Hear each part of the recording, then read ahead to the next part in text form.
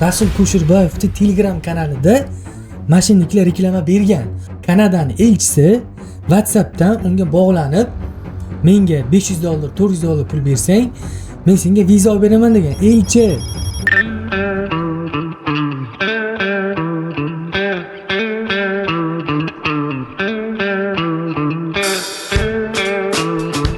Xo'p do'stlar, hammaga salom. Sizlar bilan Teacher Rasul. Demak, bu videoda Kanadaga oilaviy qonuniy ko'chib borish bo'yicha bir dastur bor. Mana shu dastur haqida batafsil ma'lumot beraman. Bu dasturni o'ziga yarasha qonun qoidalari bor. Ya'ni har kim topshira oladi, lekin bitta ikkita sifatlar bo'lish kerak. Va ofitsialni Kanadaning o'zining saytidan qanday qilib balingizni tekshirishni o'rgataman. Noldan. Bitta iltimos bor, faqat bitta like bosasiz, obuna bo'lishingiz shart va albatta kommentariyada savol bo'lsa yozinglar. Eng muhim narsa bu yoqda, Kanadaga qonuniy O'zbekistondan turib ko'chib borish mumkin. Bu ishchi viza emas, bu o'qish vizasi emas, bu qandaydir bir turistik viza emas. Bu Express Entry dasturi PR beradi. Ya'ni 5 yillik viza beradi. 5 yil davomida Kanadaga ko'chib borib, farzandlaringiz bo'lsa, ularni maktabga, universitetga, kollejga o'qishga bersangiz bo'ladi. O'zingiz sohangiz bo'yicha ishlasangiz bo'ladi. Oilaviy ko'chib borish imkoniyati bor.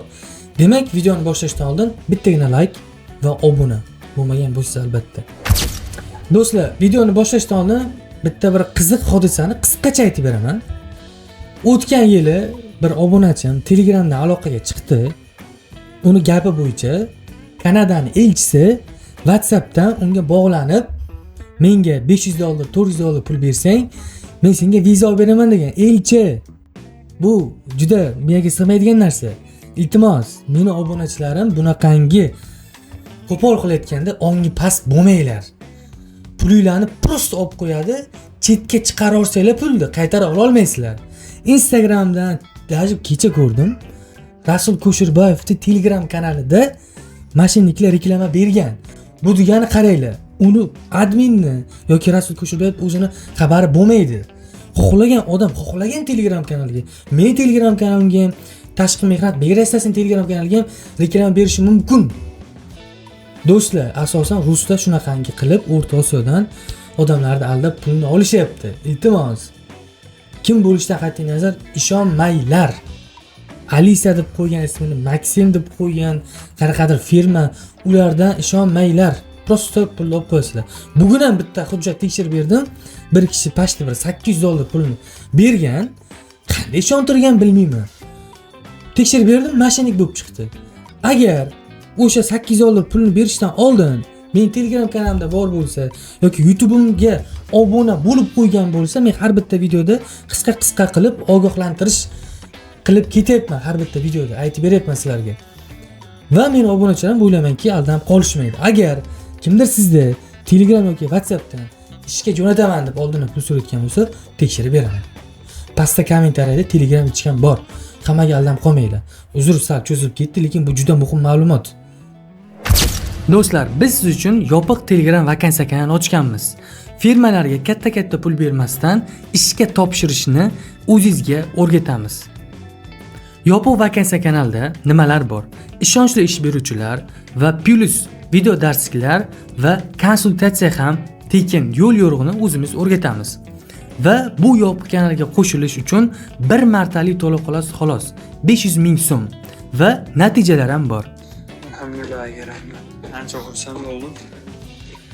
O'zi kutmadim bunchalik bo'lishini. Haligi testdan keyin intervyuga chaqirishni kutmadim. Assalomu alaykum, yaxshimisiz? Aka, rahmat, vizam chiqdi. Endi nasib bo'lsa Finlandiyaga uchamiz. Aka, rahmat. Assalomu alaykum aka, nasib topshirib bergan hujjatlaringiz o'tdi aka. Viza ishi bilan yuribmiz. Do'stlar, bu natijalar hammasi emas. Hammasini ko'rsatadigan bo'lsak, vaqt yetmasligi mumkin. Video cho'zib ketadi. Xo'p, yopiq kanalga qo'shilish uchun nima qilish kerak?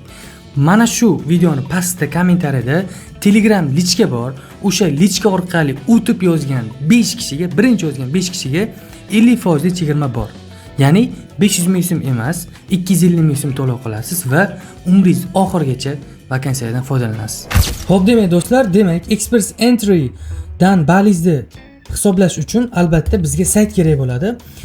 Bu sayt Canada.ca sayti, ofitsialniy saytga olib o'tadi. Bu ofitsialniy Kanada hukumatining sayti. Faqat shu sayt orqali tekshirsa bo'ladi. Bu saytning linkini men Telegram kanalimga tashlab qo'yganman. Xo'p, demak, birinchi saytning interfeysida chiqadigan immigratsiya qilish va fuqarolik degan bo'limi bor. Mana shuni ustiga bosamiz. Bosganimizdan keyin sal pastroq tushganimizda mana bu yerda Kanadada yashash, vaqtinchalik Kanadada yashash degan yozuv chiqadi. Live in Canada. O'shani ustiga bosamiz. Bosganimizdan keyin Express Entry dastur haqida batafsil ma'lumot bergan va biz ballimizni hisoblaymiz. Xo'p, ballni hisoblash uchun albatta mana bu yerda Express Entry degan yozuv bor. O'shani ustiga bosamiz. Bosganimizdan keyin qisqacha ma'lumot bergan, buni ham o'qib chiqishingiz mumkin.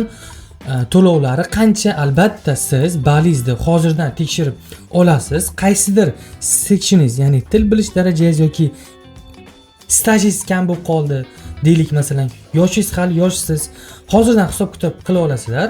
Albatta bu saytdan foydalansanglar bo'ladi va siz realni harakat qilmoqchi bo'lsangiz, balliz yetsa, ya'ni siz mana shuncha to'lov qilishingiz kerak. 1525 Kanada dollari. Buni hozir to'lov qilmaysiz. Hozir shunchaki ballizni tekshiramiz. Xo'p, mana bu yerda check your score bor. Ballni tekshirish. Mana shuni ustiga bosganimizdan keyin xuddi shunaqangi sahifa ochiladi. Demak, bu yerda siz uylanganmisiz, yo'qmi? Seni ayoling bormi, yo'qmi? Yoshing nechida? Til bilish darajang qanday? Fransuz tilini bilasan, ingliz tilini bilasan va ballar IELTS'dagi. Writing nechi, speaking nechi, batafsil ma'lumot berilgan. Kanadada ishlaganmisan yoki chet davlatda ishlaganmisan? Agar Rossiyada ishlagan bo'lsangiz ham bu chet davlat hisoblanadi. Bu ham albatta plyus bo'ladi. Mana shu savollarga batafsil javob berasizlar va oxirida chiqadi sizning ballingiz. Hamma ma'lumotlarni kiritib bo'lgandan keyin mana bu yerda calculate your score bor. Shuni ustiga bossak, mana shunday ball chiqadi. Masalan, men o'zim primerni o'rtacha bir o'zbekni anaqasini, yoshini, oila qurganligini, hammasini ma'lumotini berdim va menga shunaqa ball chiqarib berdi. 353 ball. Общий ball. Agar siz topshirsangiz, oila qurgan bo'lsangiz, ayolingiz ham til bilishi, ishlashi va hokazo o'sha anaqalarni belgilab chiqsangiz bo'ladi. Endi biz hozir ChatGPT ga o'tib so'raymiz. Express Entry balli necha bo'lgan ekan?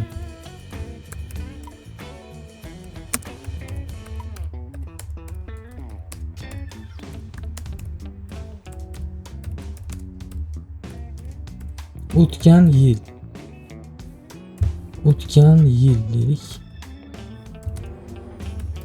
O'tgan yil necha bo'lgan? Shunga qarab turib harakatni boshlasangiz bo'ladi. Qaysidir bitta sectionlarning past bo'lsa, o'tgan yil 524 ball bo'lgan. 524 ball. Demak, bizda chiqadigan ball hozirgi ballimiz. Xo'p. Hozir bir daqiqa mana. Hozirgi ballimiz 353 ball.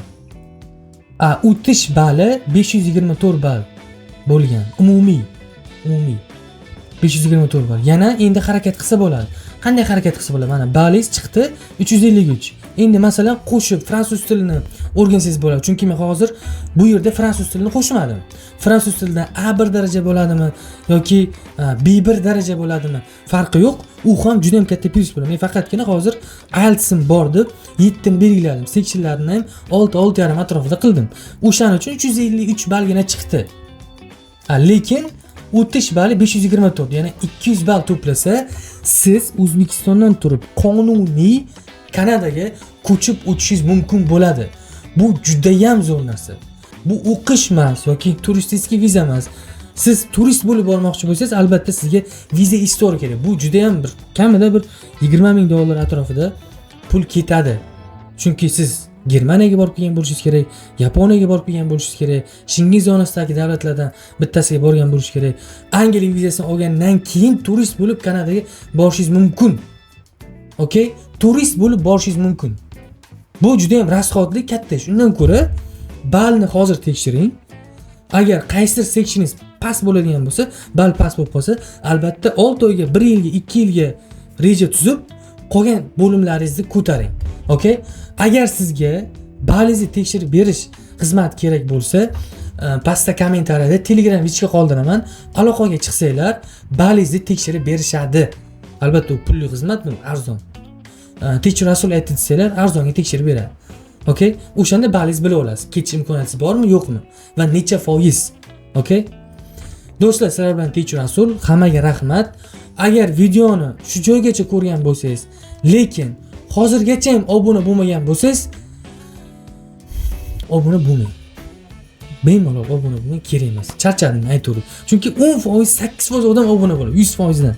Prosta obuna bo'lib qo'ying bo'ldi. Bu yerda foydali ma'lumotlar do'stlar. Do'stlar, bitta like, obuna, kommentariyada savol qoldiringlar, men javob yozaman. Hammaga rahmat, sizlar bilan tekshiruv rasul. Bye.